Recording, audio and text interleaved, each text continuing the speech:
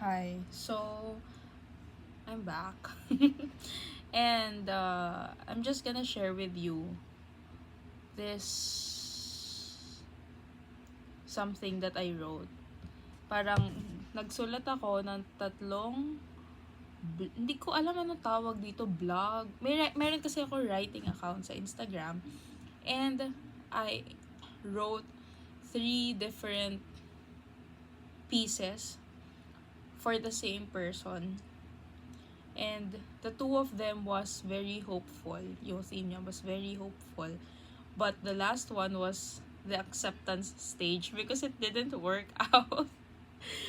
And I just thought I'd share this with you at the same time. What was the thought process while writing it? So I'll put the link down below for you to see the the post and for you to like it as well. And yeah, etong first na babasahin ko was the first piece that I wrote na nangyari siya parang first time na mag-usap kami. Pero we've known each other for a long time. Okay, so here it goes. Wala siyang title kasi I'm bad at making titles talaga. Anyway, I've never talked to God about this part of my life before. People around me know how much I fear letting someone in. Not because I'm against love or think badly of it, but because I'm terrified that if I try and it falls apart, I'll end up blaming myself. The thought of being hurt again, of feeling foolish, or of feeling like I was foolish for believing it could be different is more painful than anything else. I don't want to go through that. So, every single person na kilala ko sa buhay ko, na friend ko, nanay ko, tatay ko, classmates, my blockmates, they know how much I fear yung magkaroon ng, I mean, gets nila na gusto ko magkaroon ng boyfriend, pero at the same time, the fear of commitment is there, still there, it's very strong. My best friend knows that, na sinasabi niya lagi sa akin, hindi, kapag na-in love ka, ganyan-ganyan, parang, mawawala lahat yung belief system mo na yan, ganyan. And I don't know, pero ayun, they know how much I fear letting someone in talaga. And so while I was writing this, parang sunod-sunod ko lang tinatype ko ano yung nafe-feel ko at the moment, ko ano yung mga words na pumapasok sa isip ko. At the same time, it all makes sense naman in the end. Anyway, when I'm alone, I catch myself having these one-sided conversations, whispering hopes and fears I never thought I'd say out loud, even if they don't quite make sense.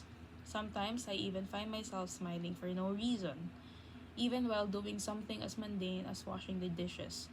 And for a moment, it feels wonderful.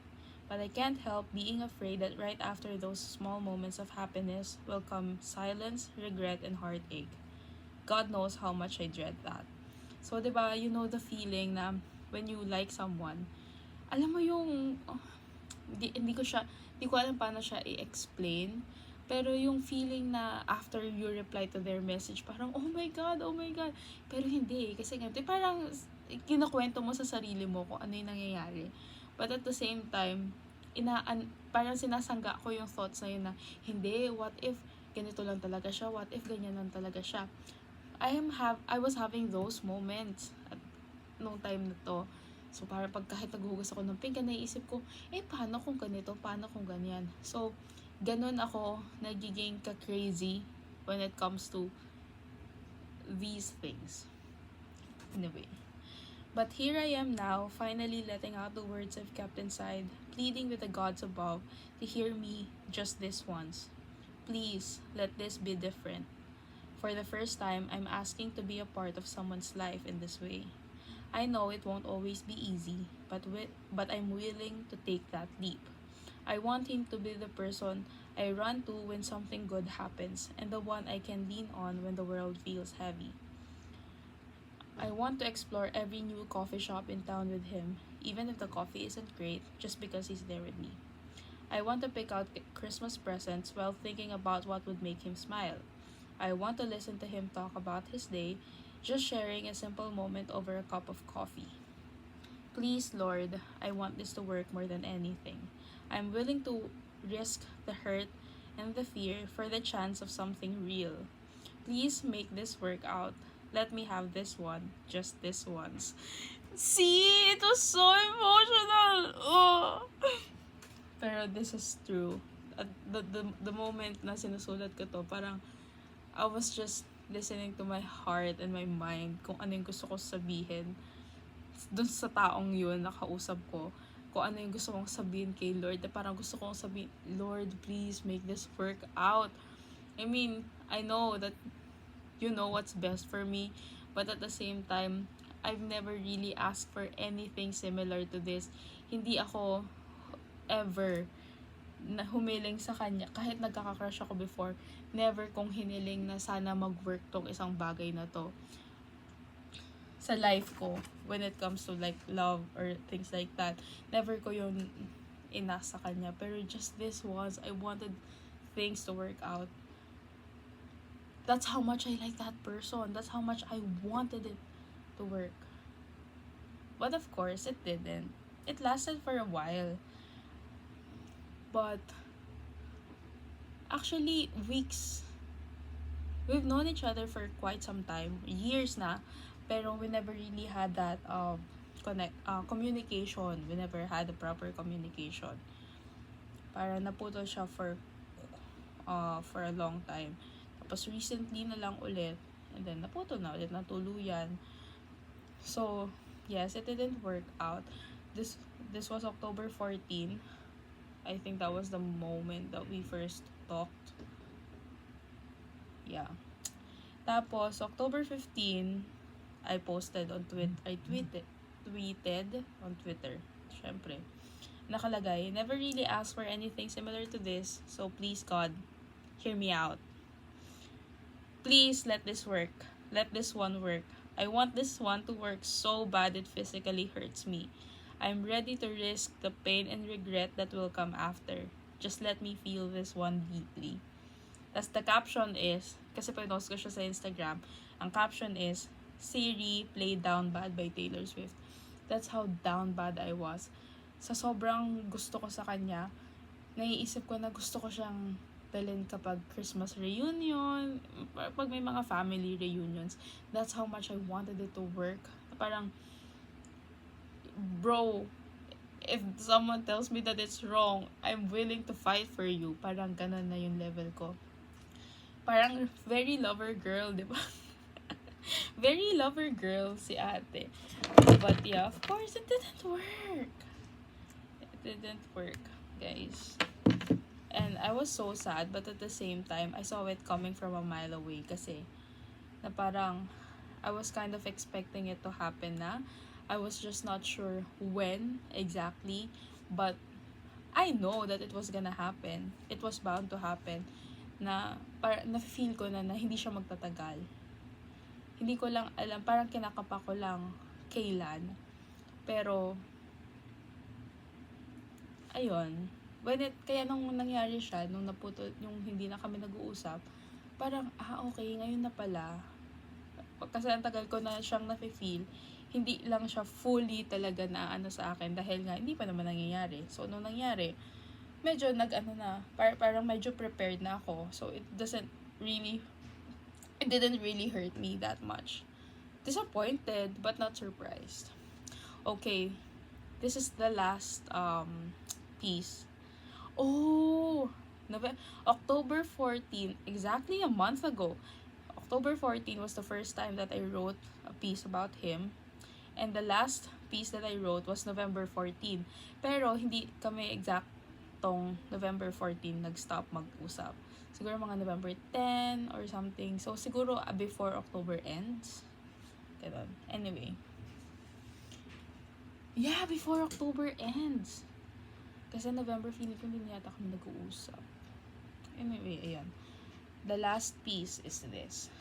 What a cruel joke. There's a part of me that really believed, for once, that this could be different. That maybe fate would finally be on my favor. And that this time would be nothing like the others. I thought just maybe I'd find something real. But it feels like a cruel joke to have let myself believe that anything so good could happen to me. I can see now how vulnerable and naive I was to think that something so beautiful could actually be mine, even though it felt so surreal when it first started. I've always been afraid to believe in love, knowing that it never seems to bring anything but pain. That maybe it's simply not meant for me. But with you, I let down every guard, every belief I held to keep my heart safe.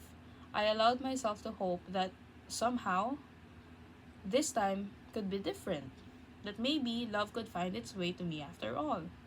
There was this tiny spark of hope in my heart, one that I'd buried so long ago.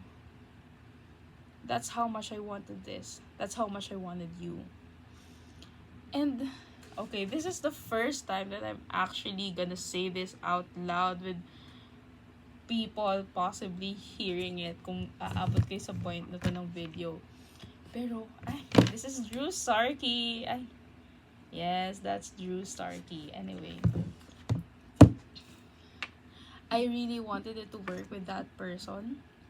I was willing to take him here sa bahay para ipapakilala ko siya sa nanay at sa tatay na, Nay, this is my boyfriend! Ganyan. Parang umabot sa point na gusto kong sabihin na, yes, that's my boyfriend, bro. That tatted guy all over his body, that's my boyfriend right there.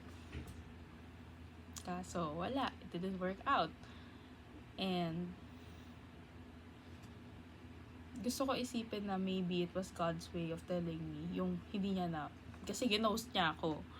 Anyway, maybe that was God's way of telling me na nothing good's gonna come out of it, and that siguro nilayo niya lang ako sa mas malalim na hurt or mas malalim na pain. Siguro kahit sabihin ko doon sa peace ko na I'm willing to take that risk, to feel that pain and regret that will come after. Siguro kahit sabihin ko yon, alam ni God na hindi pa ako that ready to feel it. Pero kasi I don't want to use the word or the term love kasi I feel like that's a very deep word with so much meaning. Kaya sabihin ko lang, that's how much I like that person. Na gusto kong, people are gonna judge. Definitely, my mother side, father side of the family are gonna judge me for it. Pero I was so ready for that. Kaya parang sobrang too bad na it didn't work out. Alam nyo ba, nag-prepare na nga ako ng note na isa-send ko sa kanya once na mag-stop na kami mag-usap. Na parang doon ko sasabihin na, grabe, sobrang too bad it didn't work out. Gustong-gusto pa naman kita. Parang may mga ganun pa akong message. Meron pa akong ganung note sa phone ko. Pero I ended up not sending it to him kasi parang konting hiya na lang for myself. Ganon. And I don't think he knows how much I actually wanted him. He saw the pieces that I wrote. He reacted to one of it. Pero I don't know if he knows that it's for him. Although, parang ang tanga naman niya kung hindi niya maiisip na para sa kanya yon. Ganon. Anyway, that's it for today's yapping session. I am very heartbroken. Pero, hindi naman siya ganun kasakit. Kasi nga, I was kind of expecting it to happen na. Kasi the first time that it happened, sobrang surreal niya. Parang hindi siya totoo at all. Na parang, nasa cloud 9 ako na, totoo ba to? Hindi pala ako makapaniwala na hanggang ngayon na nag-uusap kami. Ganun. So, merong part sa akin na 50-50 ako na I'm hanging by a thread. Na, anytime mawawala to. Kaya, nung nawala siya, hindi na ako masyadong nasaktan. Hindi ako na-hurt that much. But it still hurts. Kasi nga nag-ghost ako. And I really like that person. Anyway, guys, have you seen my bangs? So nice, no? And, ayun lang naman po. That's for today's yapping session. Hindi ko alam kung umabot kayo sa point na to. Kung hindi, bakit? Okay, feeling ko naman hindi kayo umabot sa point na to. Kaya, ayun lang naman guys. As you can see, wala akong suot na rings today. Marami akong sing-sing. Kaso, inalis ko sila kasi nag-scoop ako ng cookies. So, these are my rings. Anyway, habang nagbababay ako, susuot ko na siya. Kasi ganito siya talaga. Oh, shh. Actually, I forgot na nga kung paano yung formation nila eh. Yeah, I got it na. These are my rings! Okay, thank you so much for watching. Until the next video, bye!